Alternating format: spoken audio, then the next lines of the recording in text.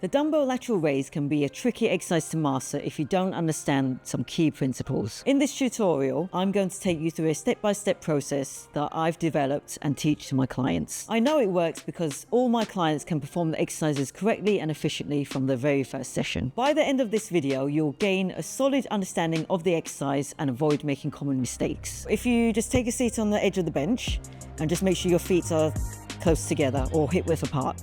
And that means that when your arms are by your side, they're not going to get in the way. So Lauren, I want you to just perform an invisible dumbbell lateral raise. Invisible. Pause. 1, 2, 3.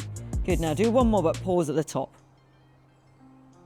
Okay, perfect. So what you were doing when you demoed it, you were actually a little bit higher. So your hands were higher than the delts. And because we want to work the delts, the mid delts, yeah, you always want to keep the weight in here, so always make sure that the wrist joint is lower than the elbow joint can be the same height as the shoulders, yeah, but the wrists are always slightly lower. Can you see here the shoulders are getting a little bit jammed? So that means the structure of your shoulders, you don't have enough space to lift the arms up higher. So if you try to lift it higher, you're probably going to start using your traps. So we want to avoid that. So the first thing to do is we're going to establish the horizontal plane, which is basically where does the arm go in this horizontal direction. So as I said, in this, if you go right to the back, keep going, that's where the shoulders can jam up. So you can see it gets a bit tight there. So what you need to do is if you just change the angle slightly forwards, not too far that it becomes an anterior delt, you should find that you can raise the arms a little bit higher and you can see that pop. So what you'll see is the delts start to pop, but you won't see the traps take over. So secondly, we're going to change the angle of the torso. So if you lean forwards by about 10 degrees from the side view, what you'll find is you can probably raise your arms higher, which means there's more gap here, which means more range of motion. Yeah. And because you're leaning forwards, there's going to be more weight on the delts at the top position. We want to train the mid delts, and that needs to be facing the top of the ceiling.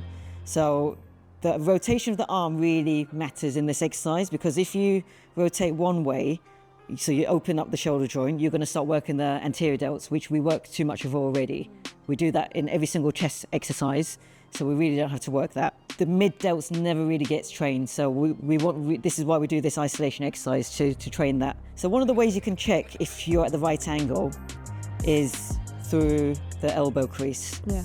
So you want the elbow crease to always face forwards, and that means that the joint, which is a hinge joint, it's like a door, opening and closing a door, you're basically keeping it horizontal.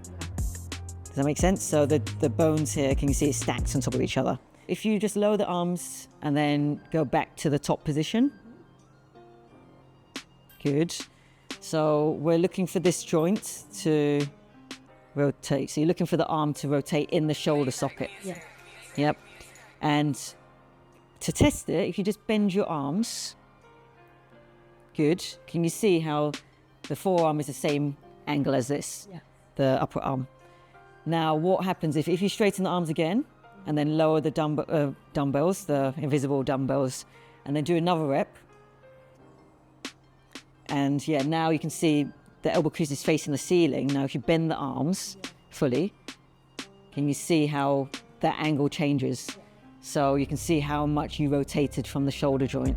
So that's just a really easy way of assessing it yourself, because it's quite confusing, I think, when you're doing, you might see it, but you just don't know how to correct it. So the last point is to figure out the vertical plane. So we've already established the horizontal, we've established the torso angle, and just make sure you keep your upper spine tall and your chest up. And then we've established the rotation, but now it's keeping all of that together while you're moving in the vertical plane. So try it and we'll just see what happens. On, good. Good. So you can see you're always going in that plane. So what can happen if you drop down, go down, people can start to change the vertical movement.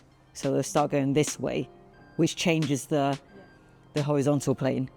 So you kind of want to just maintain that angle and just pivot from this joint.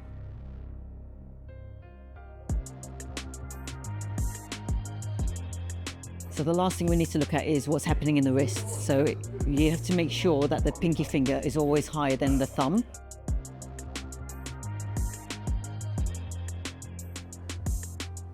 Okay, great.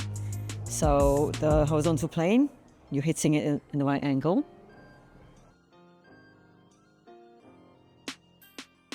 So pause at the top, just turn it a little bit more there. So don't forget the pinky finger should be higher. And keep this tall. Good, right, so the rotation is much better now. And then keep an eye on that should be popping. And keep an eye, so don't go as high if this starts to pop. Good. And the last one is, are you being consistent with that vertical plane? Which you are. Nice. Good. Now I want you to resist the weight. So I'm going to push your elbows down as you go up. Keep going up, keep resisting, yep. And then when you go down, you're trying to slow it down. If I push your arms down, keep resisting, keep pushing against me. Keep pushing, keep pushing. Good. And then when you go lower down, you resist the weight so you feel the loaded stretch in your delts.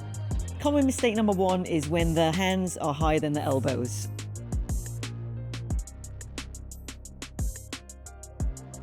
Common mistake number two is rocking backwards and forwards. Angle of the torso changes. Common mistake number three is slumping over and dropping the chest.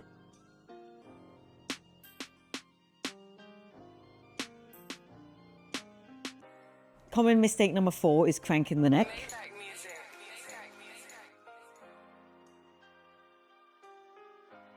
Common mistake number five is doing partial reps.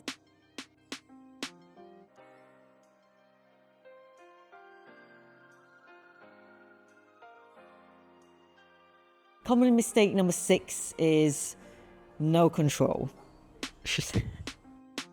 Like faster. Faster.